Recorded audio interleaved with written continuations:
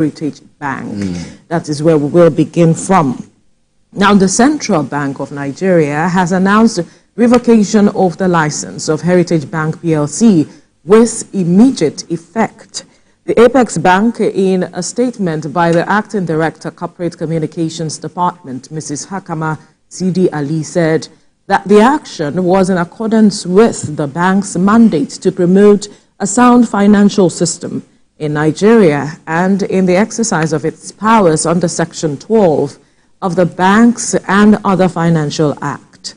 The director said the action became necessary due to the bank's breach of Section 12, subsection 1 of BOFIA. She added that the board and management of the bank have not been able to improve the bank's financial performance, a situation which constitutes a threat to financial stability. According to her, the CBN took action to strengthen public confidence in the banking system and ensure that the soundness of the financial system is not impaired. Well, joining us via Zoom from Ibadan to discuss this, all right. He will be joining us much later as we get along. But then the customers have been concerned with this move by the CBN, even though the CBN is saying that this move is to ensure that it reposes confidence in the minds of Nigerians with regards to the financial sector.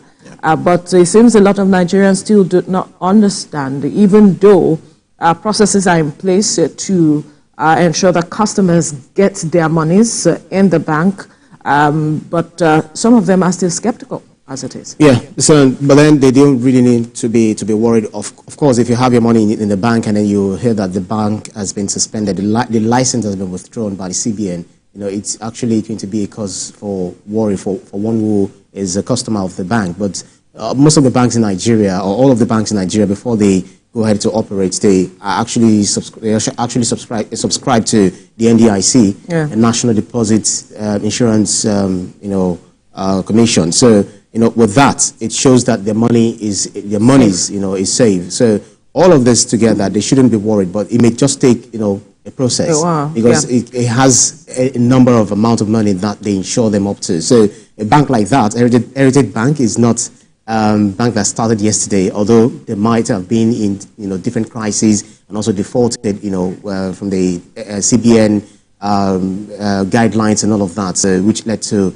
the revocation of their license. So, but then customers need not to worry. But this also goes a long way to also ask get some questions about what this means for the banking system. What does it mean for the operations of banks in Nigeria and all of that? So there's several questions which we'll be asking our guests. Absolutely, and just in good time, we have Olusegun Elemo, public finance analyst, to tell us what this means and if this is a step in the right direction.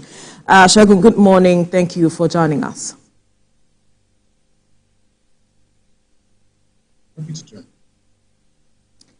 Can you unmute yourself? We can't hear you. Can you hear me now? Yes, it's better. Good morning once again. Now, this move by the CBN revoking the license of Heritage Bank has generated some concerns amongst Nigerians and especially their customers. Although the NDIC has come out to say there's nothing to worry about, but talk to us. If this is a step in the right direction and what it means basically for the financial sector. Well, I assume it's it is a step in the right direction. I mean, the regulator is the one stepping in now. And it has given, a few reasons to why, the license of Heritage Bank, has been revoked. And I think those concerns were some of those that the governor of the Apex Bank raised. Recall that he had mentioned that there will be, fresh capital base, fresh capital requirement for banks operating in Nigeria. And those were going to certainly, push out, some reforms in the banking sector. I believe the CBN is also looking into the health status of all of the banks. And the Heritage Bank, having come under its radar, the CBN said the bank appeared to be a little bit distressed. And in order to then, mitigate an unwarranted collapse of the bank, the CBN had to step in and say, well, if you cannot, implement some of the recommendations that we put forward, and it doesn't appear that you are taking steps to implementing these recommendations, we have to take these steps at this time. And it has taken that step. I think it is in the interest of depositors. It is also in the larger interest of the investment climate in the country. And then ultimately, of course, it will strengthen the banking system. So could you walk us through the liquidation process and how you think, because the worried customers will be thinking, oh, what happens to my money? And then could you just walk us through the liquidation process and how you think the customers can receive their deposits? The customers' deposit at this point, is not at risk. The CBN has appointed Nigerian, Depository Insurance, Corporation to take over the liquidation of the bank. And I believe the NDIC will look into the books. Certainly will be able to identify all the customers who have deposits with the bank. And then, in essence, that's why banks do have, capital deposits with the CBN. It's because of these kinds of issues, such that when banks fail, the CBN, in collaboration with other relevant authorities, can then look into what is available in terms of what can be paid to customers. And the CBN recently has also been checking with loans, to be approved by banks, where it will not exceed the limits that can be taken over when there is failure or acquisition or liquidation, such as we're experiencing with Heritage Bank. So I believe that depositors' funds are safe with the bank, and the liquidator will certainly look into the books and know exactly who needs to be paid what, and where assets, even the banks, in this case, the Heritage Bank's assets, whether there are underperforming loans or there are, assets that are outside that needs to be recovered in order to make up for what the bank needs to pay at this time. So I believe that the banks, the depositors are in safe hands, and I don't expect any, unwarranted risk to be undertaken by depositors. I recall many years ago when Heritage Bank came into the scene, a lot of persons were excited about, the bank itself and what it portended for the sector. What do you think could have happened in the process? Where did they miss it? You see, the banking, as you are aware, the banking space, I wouldn't say it's a bit saturated, but then again, is that it appears saturated, and it is highly competitive. I know there are emerging trends you see new generation financial service institutions or financial service companies springing up, and this puts some of the old generation banks into some constrained environment. They have to continue to keep up in mobilizing capital to stay afloat. And if you're not able to do that, certainly just a few years down the road, you begin to feel the heat. And I think that's exactly what Heritage Bank is feeling at this time. Many of these banks actually do not qualify, for, a full commercial, bank operation. Some of them would better stay at micro level, where you have microfinance institutions, and they do not, qualify for the properly classified DFIs. And it it appears that the distress is now what Heritage Bank is facing at this time. And the CBN, pointed it out that these issues needed to be resolved, especially with regards to operations and capital requirements.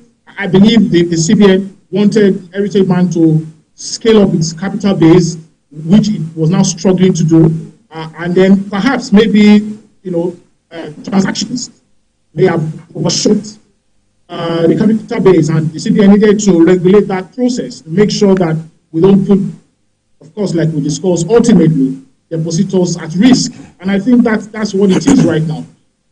For me, I think the CBN needs to continue to look into the system and do its work properly. And that's why I personally give kudos to this present governor of the Apex Bank, who appears to have shelved away other responsibilities that are not directly associated with regulating the financial institutions in Nigeria. He appears to be very focused, concentrating on the work, and aiming at the target. And I think this is one of the results.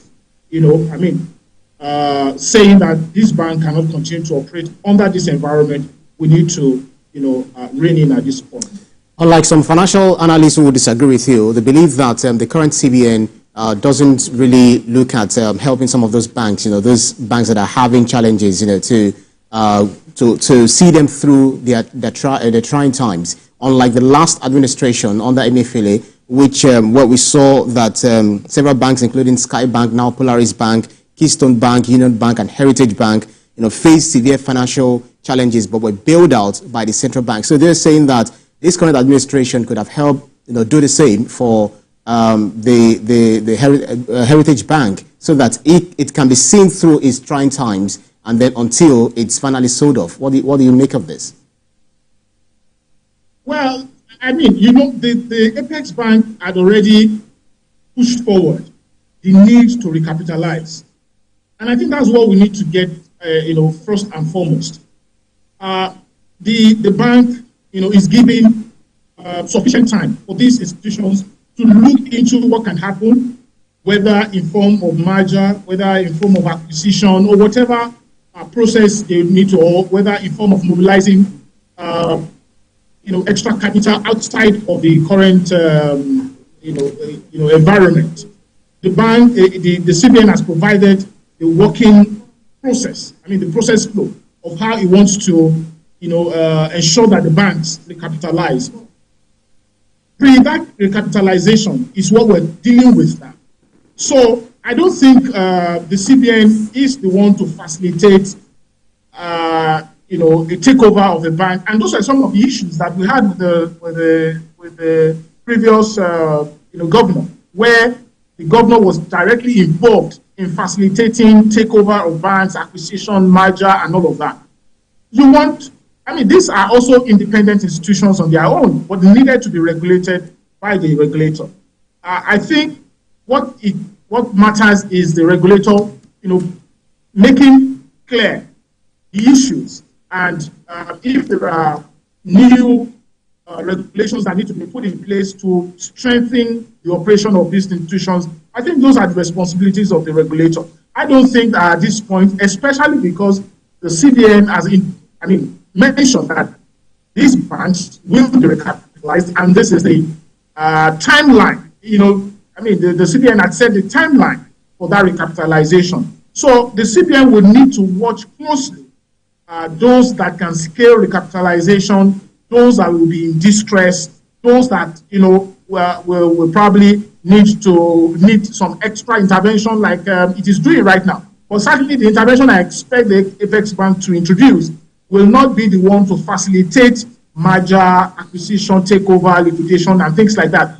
When the banks have truly, exercised symptoms of liquidation, then the Apex Bank will need to step in. Where the banks, are proposing to merge with other institutions, then the banks will allow it. The Apex Bank will allow it. Where the bank is,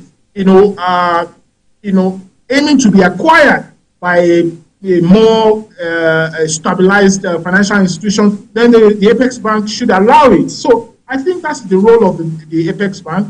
And in the case of this Heritage Bank, I think what is clear now is that it will not even be able to, to recapitalize or to even be acquired. I assume that, for instance, behind the scene, there are proposals that have been placed on the table of the governor or of the CBN in terms of meeting the recapitalization requirements, and those that wants to merge, perhaps looking at the timeline that was proposed by the Apex Bank previously, I believe by now proposals would have been made, submitted to the Apex Bank. Those that wants to acquire which bank will have made that proposal. Those that wants to merge will have made that proposal. And those that wants to, increase their capital inflow, perhaps they are not interested in merging or being acquired, they would have also made that proposal.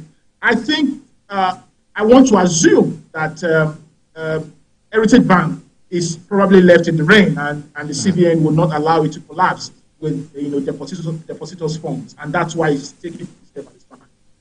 Well, from reports, there are talks about internal documents showing that less than 5% of outstanding loans were performing, and with 90% classified as loss. And some of the loans date back as far back as 2018, where the bank reported loan impairment of 37.5 billion naira. That's a lot. I'm wondering who might want to acquire all of those as it is moving forward. You'd touch on that. But then another concern for some persons is the fate of the staffers. Over 2,000 of them. What happens? Well, as to what happens with the personnel, the employees of the bank, well, once a company fails, everybody fails. That's what it is, sadly.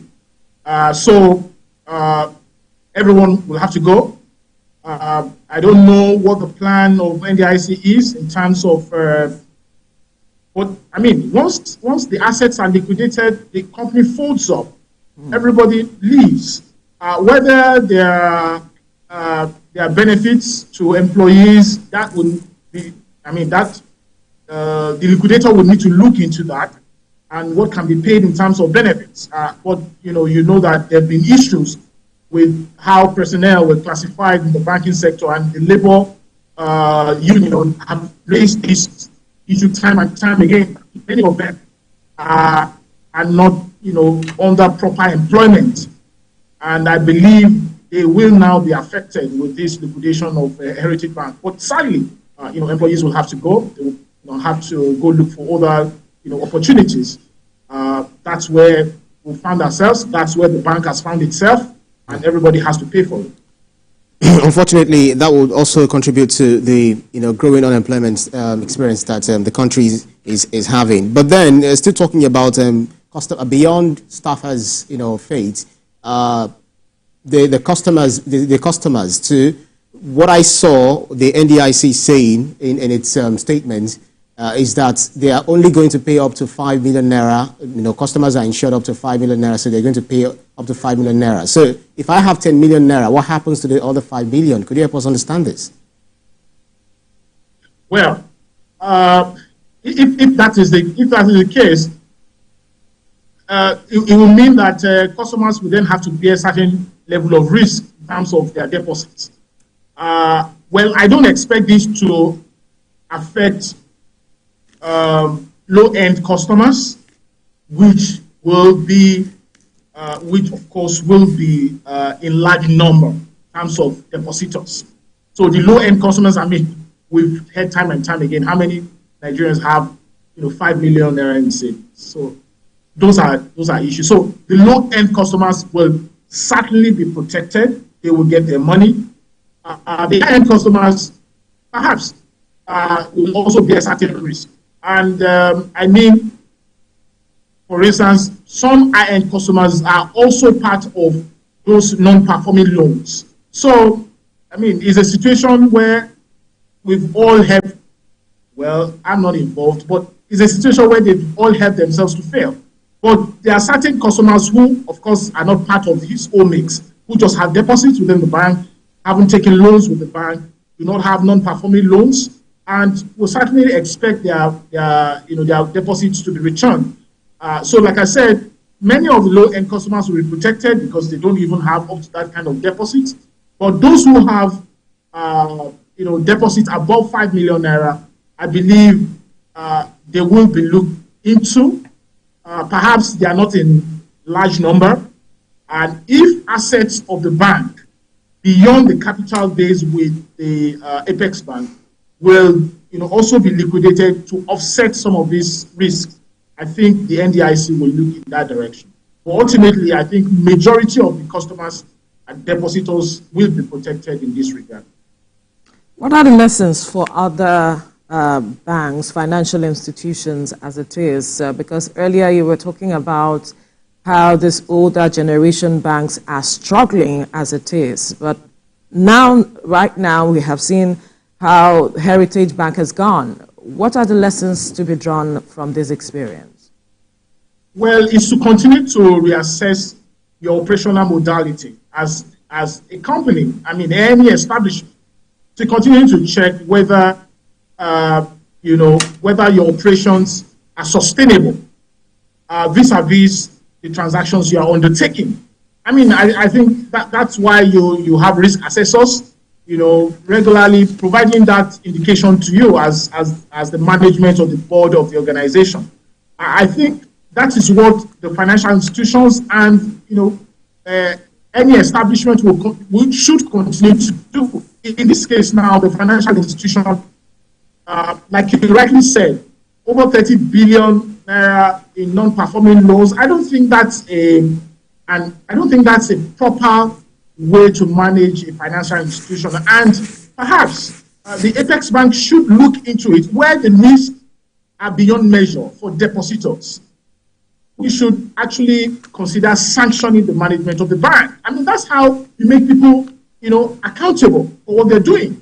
You cannot unilaterally, continue to approve loans when you have indication of loans not performing. And whose monies are you giving out anyway? Do you have personal funds that you're giving out as a management of the bank or as the board of the bank? So I think that people will need to pay or should be made to pay to be accountable for what they're doing.